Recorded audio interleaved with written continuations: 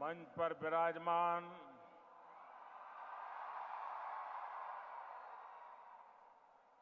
राज्यના લોકપ્રિય અને યશસ્વી મુખ્યમંત્રી શ્રીમાન વિજય રૂપાણીજી, ઉપમુખ્યમંત્રી શ્રી નીતિનભાઈ પટેલ, પૂર્વ મુખ્યમંત્રી શ્રીમતી આનંદીબેન પટેલ, ગુજરાત વિધાનસભાના અધ્યક્ષ ભાઈ શ્રી રમણભાઈ, ગુજરાત સરકારના મંત્રીશ્રીઓ શ્રી ભૂપેન્દ્રસિંહ ચુડાસમા, ગણપતભાઈ વસાવા, બાબુભાઈ બોખરિયા, શંકરભાઈ, કેન્દ્ર સરકારમાં મારા સાથી મંત્રી અને ગુજરાતના આદિવાસી સમાજના નેતા ભાઈ શ્રી જસવંતભાઈ ભાભોર, રાજ્યના મંત્રી ભાઈ શ્રી વલ્લભભાઈ, કેન્દ્રમાં સંસદમાં મારા સાથી શ્રીમાન દીપસિંહ રાઠોડજી, મોડાસા નગરપાલિકાના અધ્યક્ષ બેન વનિતા, ભારતીય જનતા પાર્ટીના પ્રદેશ અધ્યક્ષ જીતુભાઈ વાઘાણી, ભાજપના જિલ્લા અધ્યક્ષ ભાઈ રણવીરસિંહ, ભાઈ કેસી પટેલ,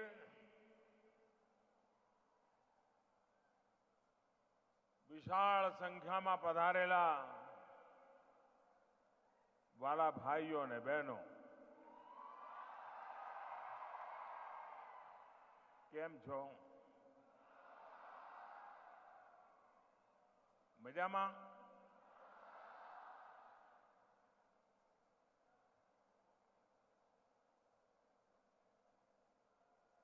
આજે હું મોડાસા એક વિશિષ્ટ જવાબદારીના ભાગરૂપે આવ્યો છું, પણ મોડાસા મારા માટે નવું નથી.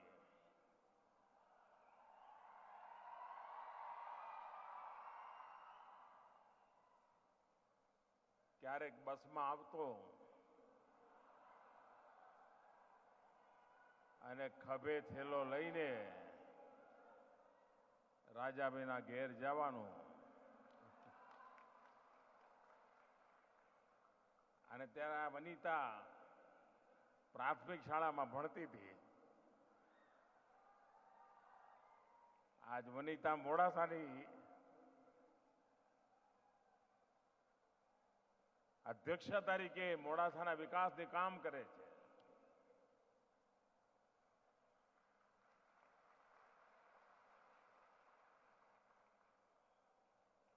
ક્યારેક સ્કૂટર પર આવતો,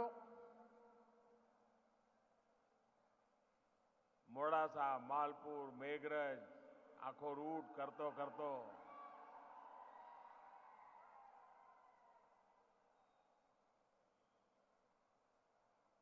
ઘણા વર્ષો સુધી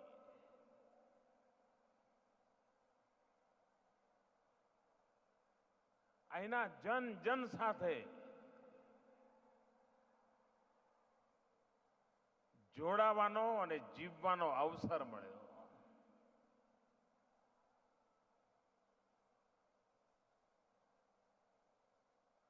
અને આજે જ્યારે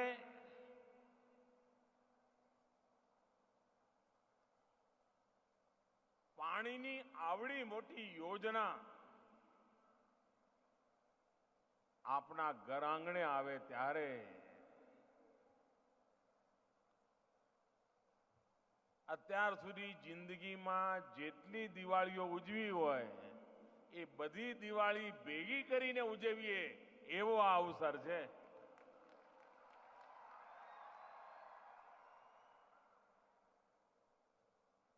આ માત્ર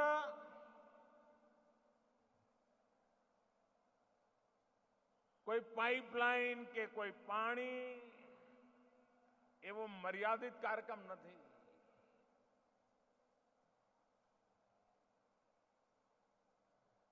જેમ શરીરમાં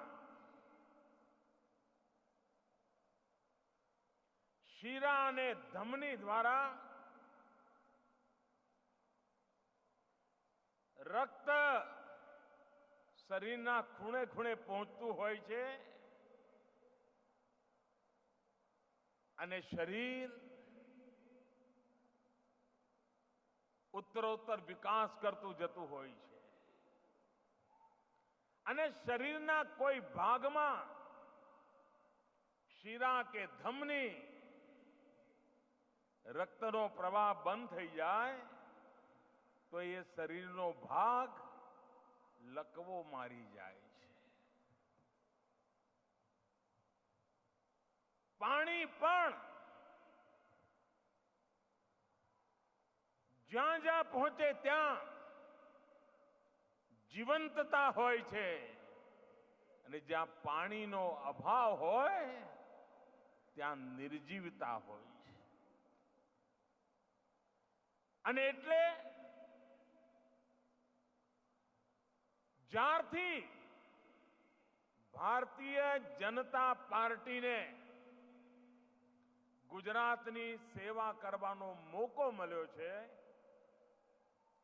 ચાહે કેશુભાઈ પટેલનું નેતૃત્વ હોય, આનંદીબેન પટેલનું નેતૃત્વ હોય, વિજયભાઈ રૂપાણીનું નેતૃત્વ હોય કે મને સેવા કરવાનો અવસર મળ્યો હોય, તમે એક સૂત્રતા જોજો કે ભાજપે જેટલી સરકારો બનાવી અને આપે ભાજપને જેટલો પણ સમય કામ કરવાનો અવસર આપ્યો, અમે થાગડ થીગડ કામો નથી કર્યા.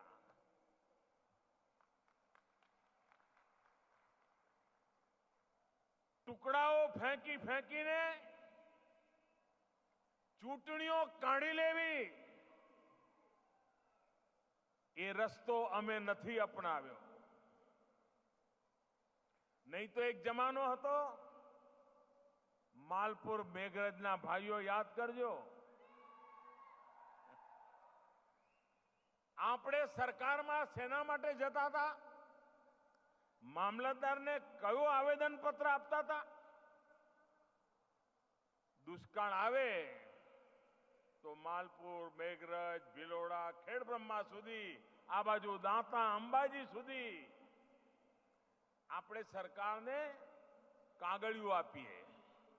કોઈ નેતા આવે તો એને કાગળિયું આપીએ, મંત્રી આવે તો કાગળિયું આપીએ અને માંગણી શું કરીએ કે સાહેબ આ વખતે દુષ્કાળ જાહેર થાય ને તો અમારે ત્યાં જરા માટી કામ કરાવજો,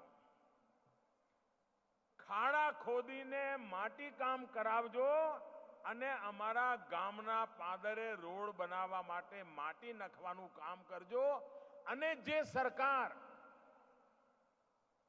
દુષ્કાળમાં માટી ઉપાડવાના કામ કરાવે, રોડ ઉપર માટી નાખે, એ કામને મોટામાં મોટું કામ ગણવામાં આવતું હતું અને ગામનો સરપંચ આખના ગામને કહે કે જો ભાઈ ફલાણી પાર્ટીને વોટ આપવાનો છે, કારણ આ વખતે દુષ્કાળમાં આપણે ત્યાં ચોકડીઓ ખોદી માટી ઉપાડી અને આપણા રોડ ઉપર નાખી.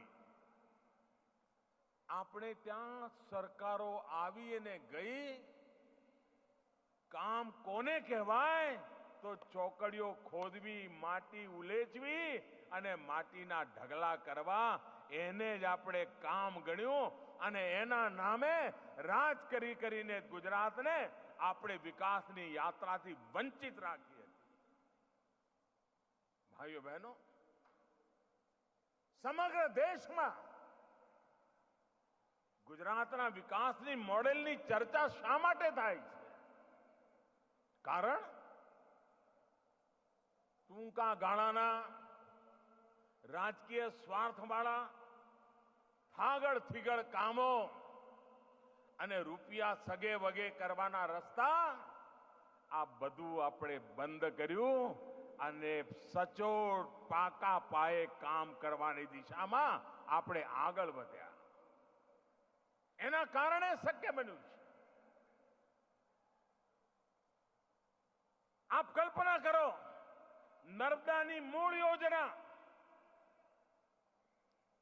જે સરકારો બેઠી હતી એમણે જે નર્મદાની મૂળ યોજના બનાવી હતી એના બધા દસ્તાવેજો મોજૂદ છે. એમાં ક્યાંય કે તમારા પટ્ટાને નર્મદાનું પાણી મળે એવું ક્યાંય કાગળ ઉપર પણ ચિતરામણ નથી, નામો નિશાન નથી. નર્મદાનો ન અરવલ્લી જિલ્લા કે સાબરકાંઠા જિલ્લાના ઉપરવાસ માટે ક્યારેય એની નોંધ નહોતી. જો ગુજરાતનો સર્વાંગીણ વિકાસ કરવો હોય તો જેમ શિરા અને ધમનીમાં રક્ત વહે, લોહી વહે, એમ ગુજરાતને ખૂણે ખૂણે પાણી વહેતું થાય તો જ ગુજરાતનો સ્થાયી અને કાયમી વિકાસ થાય. એ સપનું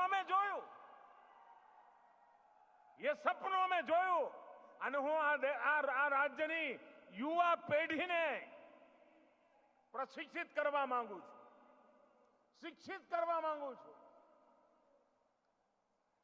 કે તમે 15, 17, 18, 20 વર્ષની ઉંમરના થયા છો. તકલીફ કોને કહેવાય એની કદાચ તમને ખબર સુદ્ધા નહીં હોય. આપની માં પાણી ભરવા માટે 3-3, 5-5 કિલોમીટર બેડા ઉચકીને જતી હતી. એ દ્રશ્ય કદાચ તમને જોયું નહીં હોય. તમારા મોટા ભાઈ 25, 30, 35 વર્ષના હોય, એને પરીક્ષાના દિવસોમાં રાત્રે વાંચવું હોય તો લાઈટ ન આવી હોય એ તમારા મોટા ભાઈને ખબર હશે, કદાચ તમને ખબર નહીં હોય. તમારા મોટા ભાઈને ભણવું હોય, કિલોમીટરો સુધી શાળા નહીં હોય, બસ આવે અઠવાડિયામાં 2 દાડા તો માંડ નિશાળે જાય. એ દિવસો તમારા મોટા ભાઈએ જોયા હશે. 15, 17 વર્ષની ઉંમરના ગુજરાતના જવાનિયાએ મુસીબત કોને કહેવાય, દુઃખ કોને કહેવાય, અંધારું કોને કહેવાય, દુષ્કાળ કોને કહેવાય, પાણીનો અભાવ કોને કહેવાય, બસ ન આવે, રોડ ન હોય, સાયકલ ન ચાલે, એ દિવસો કેવા હોય એ એણે જોયું નથી. મારી વડીલોને વિનંતી છે કે જરા ઘરમાં બેસીને પોતાના સંતાનોને જરા યાદ તો કરાવો કે પહેલા આપણે કેવી રીતે જીવતા હતા, અંધારામાં દિવસ કેવી રીતે કાઢતા હતા, વરસાદ માટે કેવા વલખા મારતા હતા. જ્યાં સુધી એ વિકરાળ દિવસોને યાદ નહીં કરીએ ત્યાં સુધી આ પાણીનું મૂલ્ય નહીં સમજાય ભાઈઓ. અને એટલા માટે આ લોક શિક્ષણ જરૂરી છે. વાત્રક હોય, માજુમ હોય, મેસવો હોય, હાથમતી હોય, ક્રિકેટના મેદાન જેવા હતા. ક્રિકેટના મેદાન જેવા. કબડ્ડી રમાય અંદર, કબડ્ડી. ચોમાસા સિવાય પાણી ન દેખાય.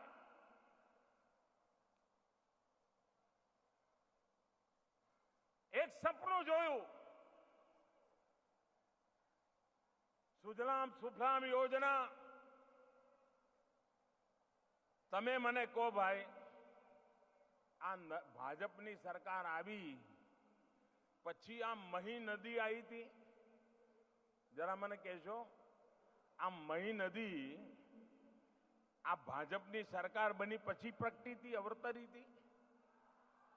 સદીઓથી હતી કે નહીં? એનું પાણી જતું હતું કે નહીં? એ પાણી દરિયામાં જતું હતું કે નહીં? ખારું થઈને પૂરું થતું હતું કે નહીં?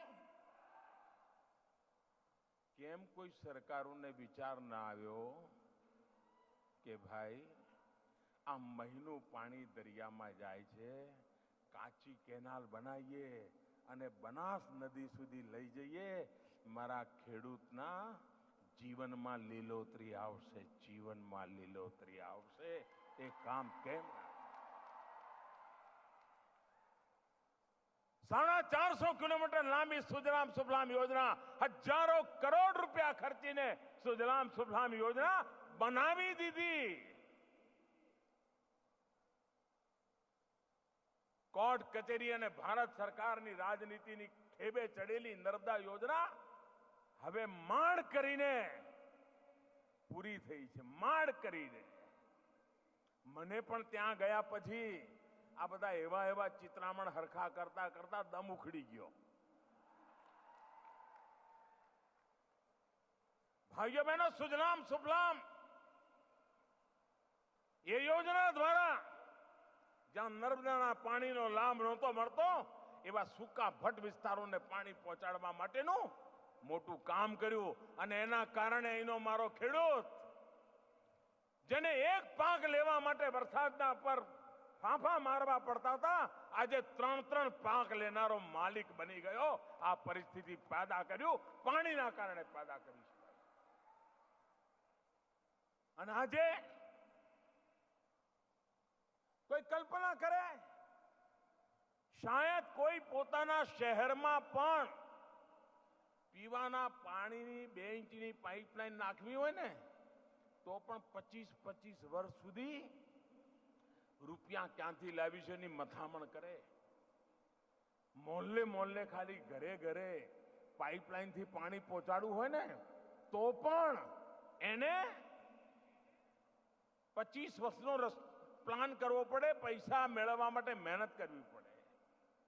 આપ વિચાર કરો, આખા ગુજરાતને ખૂણે ખૂણે આટલી મોટી પાઇપલાઇન, અને પાઇપ નાની નહીં ભાઈ, તમે અંદર મારુતિ કાર લઈને જાઓ ને એવડી મોટી પાઇપ. રોડ બનાવવાના ફાંફા હોય ત્યારે જમીનની અંદર ખેડૂતની જમીન બરબાદ ન થાય, ખેતીને નુકસાન ન થાય, અંદરથી પાઇપ લઈ ગયા. કેનાલ બનાવીએ તો ખેડૂત પાસેથી જમીન લેવી પડે. વધારે પૈસાનો ખર્ચો કર્યો પણ ખેડૂતની જમીનને પણ બચાવી અને ખેડૂતની જમીનને માટે પાણી પણ પહોંચાડ્યું. આ કામ કરવાનું અમે પ્રયાસ કર્યો છે. અને આ વિજ્ઞાનની પણ વિશેષતા છે. હું ઈચ્છું ગુજરાતની એન્જિનિયરિંગ કોલેજોના બધા જ વિદ્યાર્થીઓ એન્જિનિયરિંગ કોલેજના સિલેબસમાં, શ્રીમાન ભૂપેન્દ્રસિંહ બેઠા છે અહીંયા, એમના સિલેબસમાં ગુજરાતમાં પાણીમાં કયા પ્રકારની ટેકનોલોજી વપરાણી છે, પમ્પિંગ સ્ટેશનો કેવી રીતે નિર્માણ થયા છે, પાણીને આટલી ઊંચાઈ પર કેવી રીતે લઈ જવામાં આવે છે, આટલે દૂરથી પાણી કેવી રીતે લાવવામાં આવ્યું છે, સમગ્ર ટેકનોલોજીએ કેવી રીતે કામ કર્યું છે, એ ગુજરાતના એન્જિનિયરિંગના એક વિદ્યાર્થીને ભણાવવું જોઈએ. એના સિલેબસનો હિસ્સો હોવો જોઈએ. તો એને ખબર પડશે કે ગુજરાત કેવા મિરેકલ કરતું હોય છે. ભાઈ, 55 વાળનું મકાન, તમે વિચાર કરો, અમદાવાદમાં વર્ષો પહેલા એક બહુમાળી મકાન બન્યું હતું. 10 કે 12 માળ હતા, મને બહુ અંદાજ નથી અત્યારે, 10 કે 12 માળ હતા, લાલ દરવાજા પાસે. અને અમે ગામડેથી નિશાળમાં ટૂરમાં ગયેલા અમદાવાદ, અમારી શાળાવાળા લઈ ગયેલા અમદાવાદ જોવા. તો શું બતાવે? એક કાંકરિયા બતાવે અને આ બીજું બહુમાળી મકાન બતાવે. 10-12 માળનું મકાન પણ એ વખતે અચરજ લાગતું હતું. અને એમાં પહેલી વાર લિફ્ટ કેવી હોય જોવા મળેલી. અમે બધા બાળકો સ્કૂલના કૌતુકથી જોતા હતા, આ લિફ્ટ કેવી રીતે લઈ જાય છે.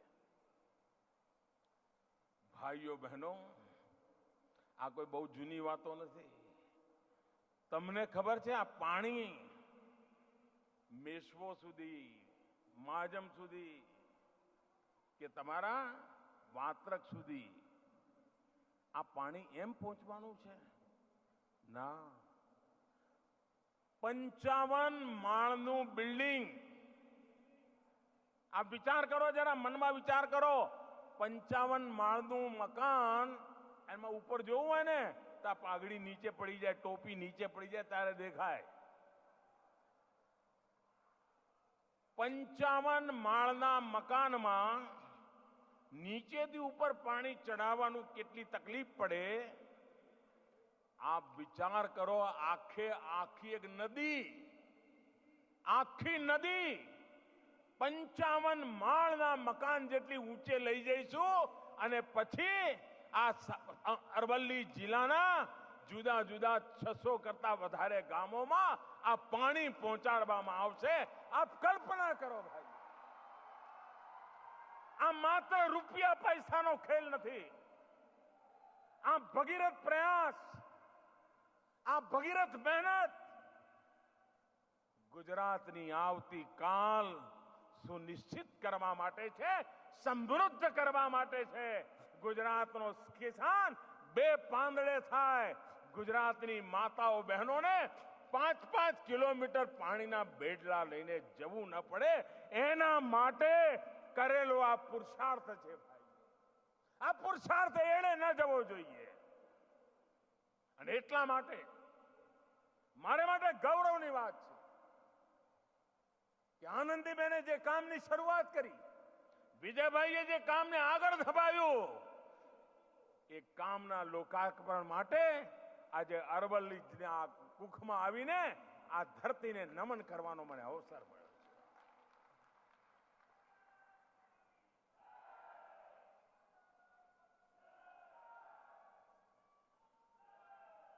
શામળાજીનું પુનર્નિર્માણ, મને તમે કહો, આ શામળિયો અમારી સરકાર બન્યા પછી આવ્યો તો? મને કહો તો ભાઈ, આ શામળિયો હું મુખ્યમંત્રી બન્યો પછી આવ્યો તો? જરા જવાબ તો આપો. નાના કેમ શરમાવ છો? આ શામળિયો બેઠો તો કે નહીં? હતો કે નહીં? આ મારો કાળિયો રાજા હતો કે નહીં? કોઈ જરા મારા આદિવાસી ભાઈઓ મને કહે, યાદ છે કે નહીં? અને ત્યાં જઈએ તો આમ આમ આમ આમ આમ કરતા માણ જઈએ ત્યારે માણ શામળિયો દેખાય. આજે ભાઈઓ બહેનો શામળિયાનું સામ્રાજ્ય ઊભું કરી દીધું કે નહીં? ભવ્ય નિર્માણ કરી દીધું કે નહીં?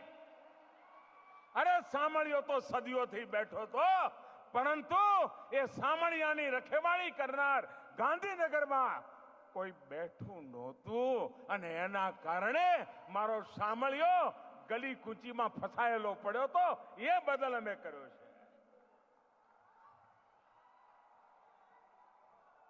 ભાઈઓ બહેનો,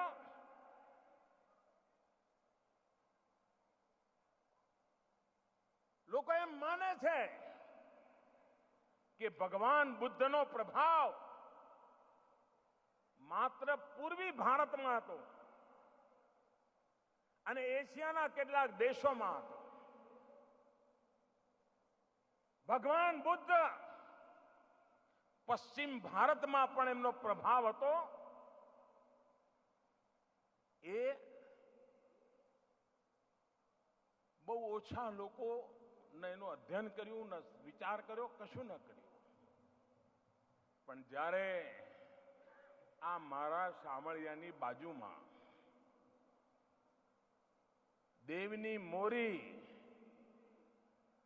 ત્યાં જ્યારે ખોદકામ કર્યું અને ભગવાન બુદ્ધના અવશેષો મળી આવ્યા, ત્યારે આશ્ચર્ય થયું કે હિન્દુસ્તાનના પશ્ચિમ છોર પર પણ ભગવાન બુદ્ધ આમ પહોંચેલા છે. મારું સદભાગ્ય, જે ગામમાં મારો જન્મ થયો, વડનગર, હ્યુએન સંઘે લખ્યું છે કે વડનગરમાં 10,000 બુદ્ધ ભિક્ષુકોને ભણવા ગણવા માટેની હોસ્ટેલ હતી. અને હું જ્યારે ચીન ગયો ત્યારે ચીનના રાષ્ટ્રપતિ એમના ગામ મને લઈ ગયા હતા. કારણ હ્યુએન જ્યારે ભારતથી પાછો ગયો તો ચીનના જે વર્તમાન રાષ્ટ્રપતિ છે એમના ગામમાં રહ્યો હતો અને સંજોગ એવો કે હ્યુએન વધુમાં વધુ સમય મારા ગામમાં રહ્યા હતા વડનગરમાં અને ગયા પછી એમના ગામમાં રહ્યા હતા. તો એમણે મને એમના ગામ બોલાવ્યો અને હ્યુએન જે બુદ્ધ તીર્થ ક્ષેત્ર ઊભું કર્યું મને જોવા લઈ ગયા અને હ્યુએન જે લખેલું હતું ચીની ભાષામાં એ બધું ખોલીને રાખ્યું હતું, મને બતાવ્યું અને એમાં ગુજરાતમાં હ્યુએન ક્યાં ક્યાં ગયા હતા, વડનગરમાં શું લખ્યું હતું, એ ચીનના રાષ્ટ્રપતિએ મને બધું બતાવ્યું. કહેવાનો તાત્પર્ય એ છે કે બુદ્ધની આવી ઉપસ્થિતિ ગુજરાતમાં અને અરવલ્લીમાં દેવની મોરી.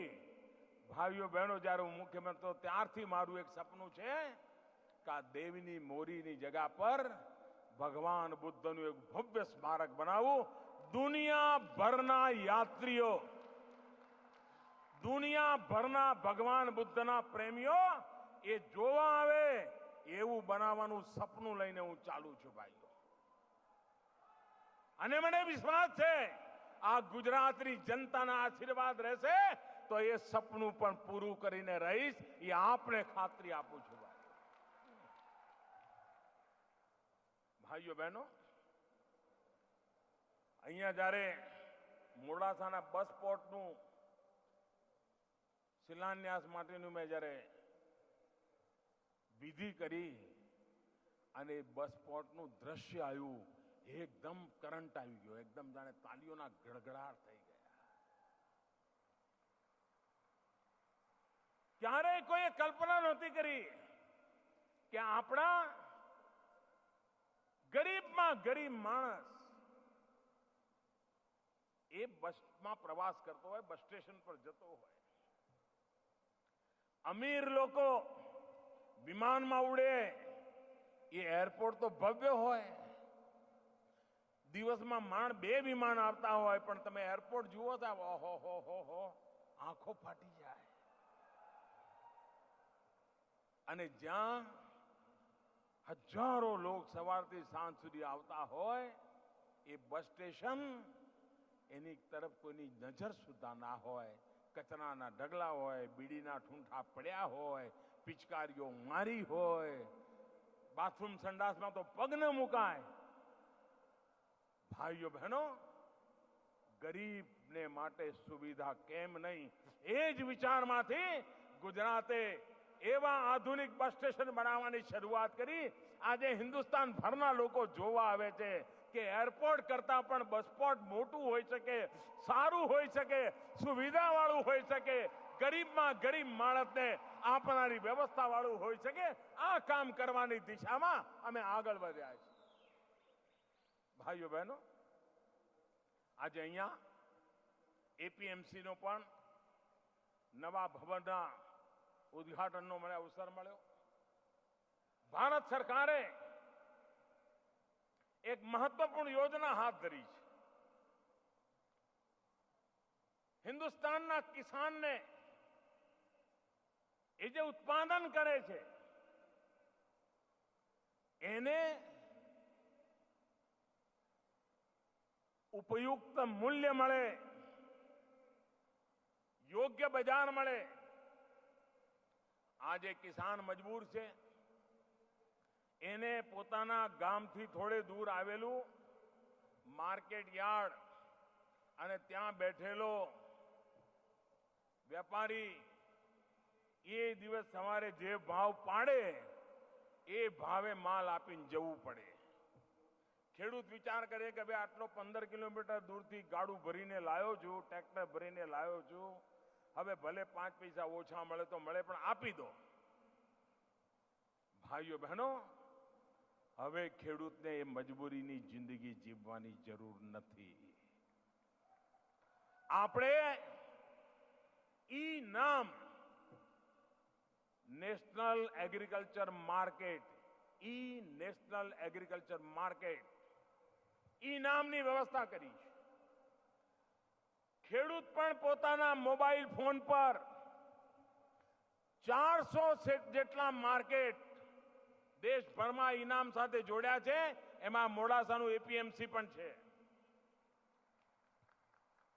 ખેડૂત પોતાના ઘેર બેઠા મોબાઈલ ફોન પર નક્કી કરી શકે કે આજે પંજાબની કઈ બજારમાં કયો માલ કયા ભાવે વેચાય છે, આજે બંગાળના કયા બજારમાં કયો માલ કયા ભાવે વેચાય છે, આજે કોચીનમાં કે ત્રિવેન્દ્રમાં કે ચેન્નઈમાં ખેડૂત પોતાના મોબાઈલ ફોન પર જોઈ શકે અને પોતે અહીં પોતાના ઘરે બેઠા બેઠા એના નિયમોનું પાલન કરીને પોતાનો માલ બિહાર, બંગાળ, પંજાબ, મહારાષ્ટ્ર, રાજસ્થાન જ્યાં વધુમાં વધુ પૈસા મળે ત્યાં એનો માલ એ વેચી શકે, પોતાના મોબાઈલ ફોનથી માલ વેચી શકે, મોબાઈલ ફોનથી પૈસા આવે અને માલ લઈ જવાની વ્યવસ્થા થાય. આવું આ એક ઇનામ માર્કેટ સમગ્ર દેશમાં ખેડૂતો માટે એક સમાન વ્યવસ્થા વાળું માર્કેટ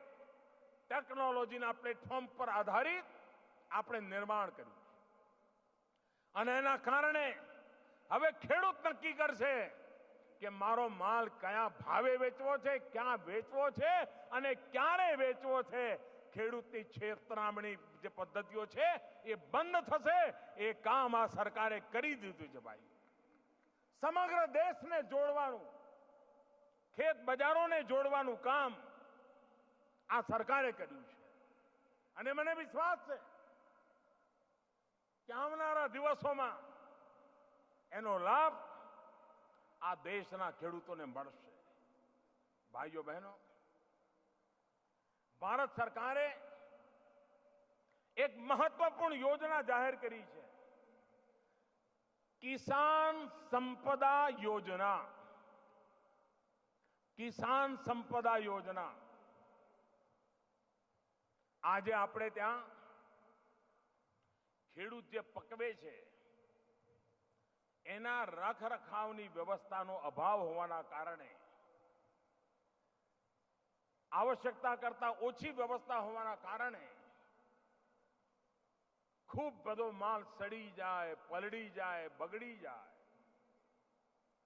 ફળફળાદી એનું આયુષ બહુ ટૂંકું હોય છે. સમય પર જો એ ગ્રાહકની થાળીમાં ન પહોંચે તો એ બરબાદ થઈ જાય અને આમાં દેશને હજારો કરોડ રૂપિયાનું વર્ષે નુકસાન થાય છે. ખેડૂતોની મહેનત પાણીમાં જાય છે અને એટલા માટે ભારત સરકારે કિસાન સંપદા યોજના બનાવી છે. આ કિસાન સંપદા યોજના તહેત ભારતમાં હજારો લાખો કરોડ રૂપિયા દ્વારા ખેડૂત જે ઉત્પાદન કરે છે એની મૂલ્ય વૃદ્ધિ કેવી રીતે થાય, ફૂડ પ્રોસેસિંગ કેવી રીતે થાય, રખરખાવ કેવી રીતે થાય, ખેડૂત પાક પાક્યા પછી તુવેર પાકે, તુવેર લઈ લે, પછી સાંઠા સળગાવી દે. કેળાની ખેતી કરતો હોય, કેળાની લૂમ ઉતારી દે અને પછી કેળાનું થડ ફેંકી દે. આ બધું નકામું નથી, ખેડૂતને કામ આવે એવું છે. એને ખેડૂત ફરી કેવી રીતે ઉપયોગ કરે એના માટે થઈને આ કિસાન સંપદામાંથી પૈસા મળવાની વ્યવસ્થા વિચારી છે, જેથી કરીને વેસ્ટમાંથી બેસ્ટ જમીન બચાવે, જમીનની ઉત્તમ રખરખાવ માટે ખેતીમાં પાકેલી વસ્તુઓ જ્યારે પાક લઈ લીધા પછી જે બધું પાછળ જે રહી જાય છે, સાંઠા વગેરે, આ બધાને ફરી ખાતરમાં કેમ ઉપયોગ કરવા એને પણ કિસાન સંપદા અંદર જોડવામાં આવ્યું છે. ઉપજ પામેલો પાક અને ઉપજ પાકેલા પાક પછીનો કચરાપટ્ટી, એ બધાની મૂલ્ય વૃદ્ધિ કેમ થાય એનું કામ આ કિસાન સંપદા યોજના દ્વારા થયું છે. અને નવેમ્બર મહિનામાં દિલ્હીમાં ભારત સરકાર હિન્દુસ્તાનનો આજ સુધીનો મોટામાં મોટો એગ્રો ફૂડ પ્રોસેસિંગની એક મોટી ગ્લોબલ ઇવેન્ટ કરીને દુનિયામાં કેવી ટેકનોલોજી છે, કેવા મશીનો છે, કેવી રીતે કરી શકાય એ બધું અહીંયા લાવીને હિન્દુસ્તાનના ખેડૂતોને બતાવીને આ કિસાન સંપદા સાથે જોડવાનો એક મહાઅભિયાન આ ભારત સરકારે ઉપાડ્યું છે, જેથી કરીને કિસાનની આવક સુરક્ષિત થાય। ભાઈઓ બહેનો, આઝાદી પછી પહેલી વાર પ્રધાનમંત્રી ફસલ બીમા યોજના એવી ફસલ બીમા યોજના આવી છે જેના કારણે મારો ખેડૂત સુરક્ષાની અનુભૂતિ કરી શકે।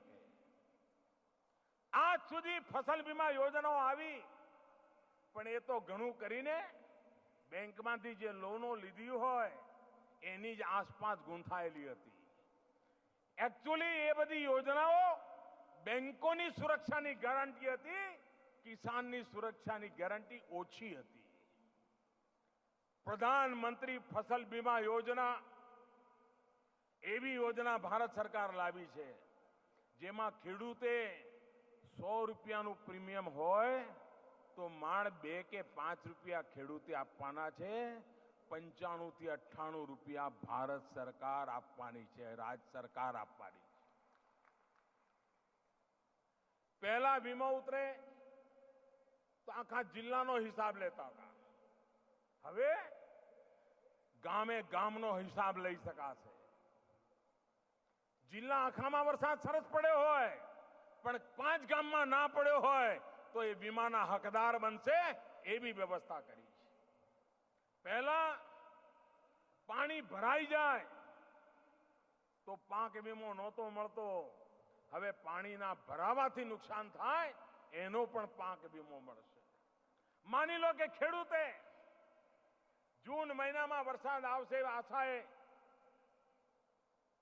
ખેતર ખેડીને તૈયાર કરી દીધું હોય, મોંઘા ભાવના બીજ લાવી દીધા હોય, મજૂરો લાવવાનું નક્કી કરી દીધું હોય, બધું ગોઠવાઈ ગયું હોય, જૂન મહિનો જાય વરસાદ ના આવે, જુલાઈ મહિનો જાય વરસાદ ના આવે, ઓગસ્ટ મહિનો જાય વરસાદ ના આવે, ખેડદાણ થઈ ગયું હોય, બીજ પડ્યા હોય, કશું થાય નહીં। હવે મને કહો કે આમાં ખેડૂત શું કરે? પહેલી વાર પ્રધાનમંત્રી ફસલ બીમા યોજના એવી છે કે કુદરતની અવકૃપાના કારણે ખેડૂત ખેતી જ ન કરી શક્યો હોય તો એની ખેતરમાંથી જે મિનિમમ ઇન્કમ થવી જોઈએ આ પ્રધાનમંત્રી ફસલ બીમા યોજનામાં એક દાણો પણ નાખ્યા વગર એનો વીમો પાકી શકે એવી ગારંટી આમાં આપેલી છે। ઘણીવાર પાક ખરાબ થઈ જાય અને કડા પડ્યા હોય તો વીમો પાકે, અતિશય વરસાદ આવી ગયો હોય અને ઊભો પાક બરબાદ થાય તો વીમો પાકે, પણ પાક પાકી ગયો હોય, લણણી થઈ ગઈ હોય, ખેતરની અંદર પાકનો ઢગલો પડ્યો હોય, ટ્રેક્ટર આવવાની રાહ જોતા હોય, ગાડું આવે કે ટ્રેક્ટર આવે એટલે માલ ભરીને ખેતરથી સીધું બજાર જવાનું નક્કી કર્યું હોય, આજકાલમાં જવાનું જ હોય, ખેડૂત ખુશ હોય, ઢગલા થયા હોય, અનાજના પાક પાક્યો હોય, વીમાની પહેલાની પદ્ધતિ એવી હતી કે બસ પાક પાકી ગયો એટલે હવે પૂરું। અમે